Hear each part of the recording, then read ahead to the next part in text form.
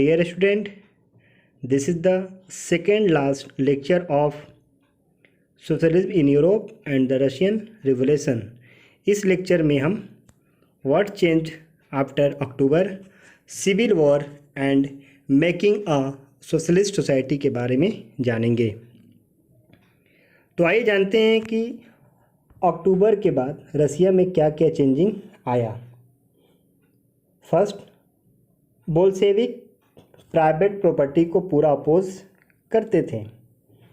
Banks को नवंबर 1917 में ही nationalised किया जा चुका था। लैंड को सोशल प्रॉपर्टी डिक्लेयर कर दिया गया।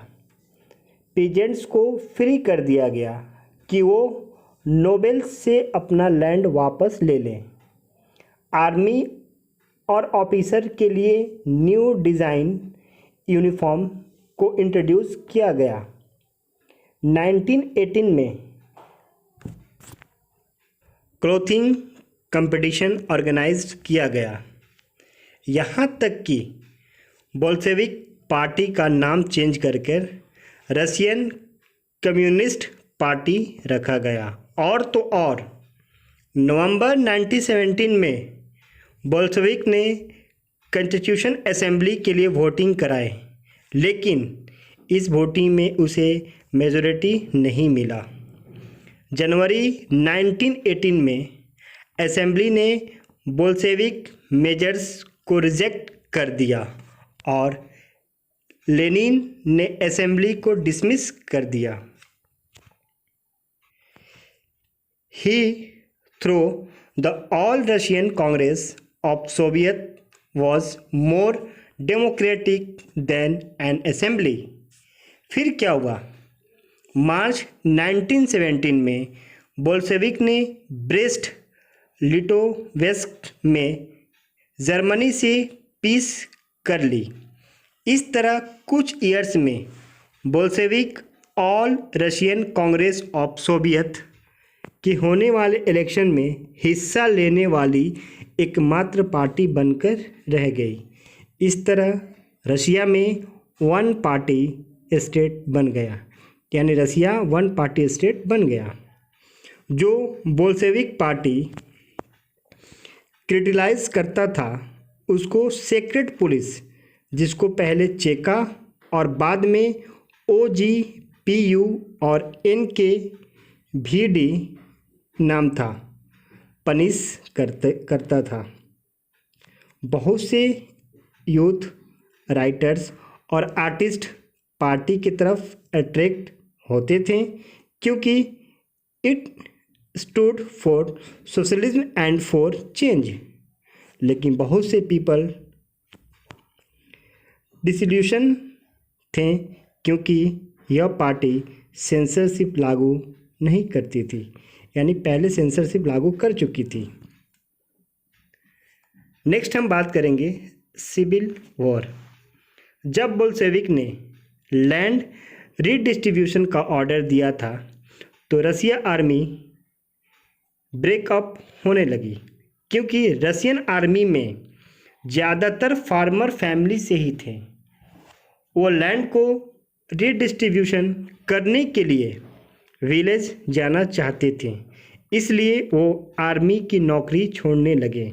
लेकिन नॉन बोल्शेविक सोशलिस्ट लिबरल्स और सपोर्टर्स ऑफ ऑटोक्रेसी ने बोल्शेविक अपराइजिंग की निंदा की और साउथ रशिया में बोल्शेविक से लड़ने के लिए ट्रूप ऑर्गेनाइजेशन बनाने लगे, जिसे रेड कहा गया।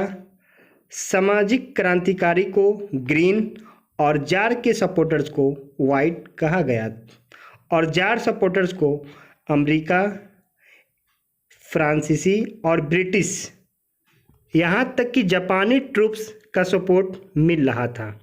लेकिन यह सभी कंट्रीज रूस में सोशलिज्म को ग्रोथ होते नहीं देखना चाहते थे। यानी यह क्वेश्चन आता है कि आखिर क्या वजह था कि अमेरिका यानी अमेरिकन, जापानी, फ्रांसीसी और ब्रिटिश जो कि लेनिन के सपोर्टर्स को सपोर्ट कर रहा था, क्योंकि इन्हें लगता था कि रसिया के अंदर सोशलिज्म ना फैले, क्योंकि इनको सोशलिज्म पसंद नहीं था। फिर क्या हुआ, इन ट्रूप्स और बोल्शेविक ट्रूप्स के बीच सिविल वॉर स्टार्ट हो गया। इस सिविल वॉर की वजह से लूटिंग, बैंडिट्री और फेमिन जैसी प्रॉब्लम बढ़ने लगी। लेकिन जनवरी 1920 तक Bolshevik controlled most of the former Russian empire. यहाँ एक क्वेश्चन राइज होता है कि सिविल वॉर के बाद भी आखिर बोल्शेविक रसिया पर कैसे कंट्रोल कर लिया।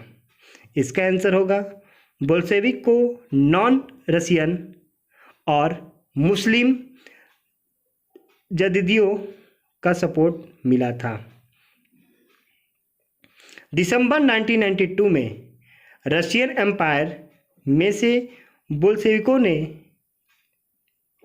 यानी बोल्शेविकों द्वारा यूएसएसआर यानी यूनियन ऑफ सोवियत सोशलिस्ट का स्थापना हुआ।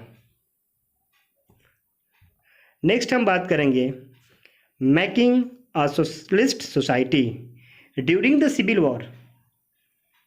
बोल्शेविक ने इंडस्ट्रीज और बैंक को नेशनलाइज को कंटिन्यू रखा।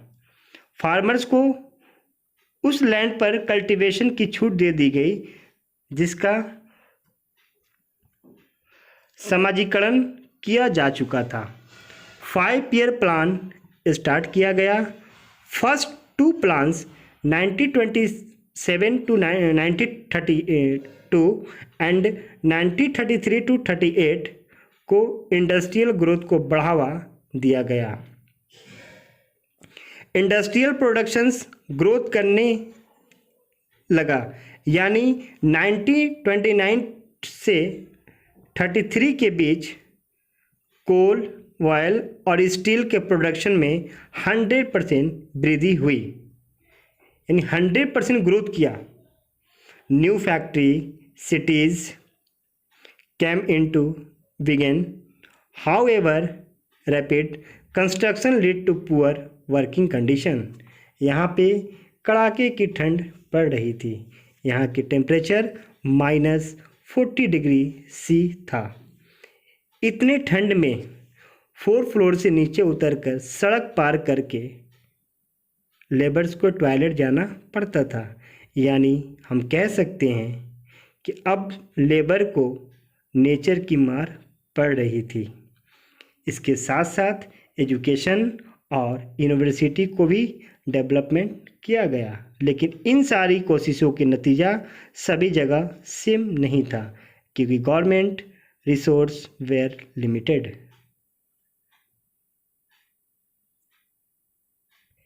इस लेक्चर के लिए बस इतना ही। नेक्स्ट लेक्चर में हम स्टेनाइंस एंड कलेक्टिवेशन के बारे में जानेंगे।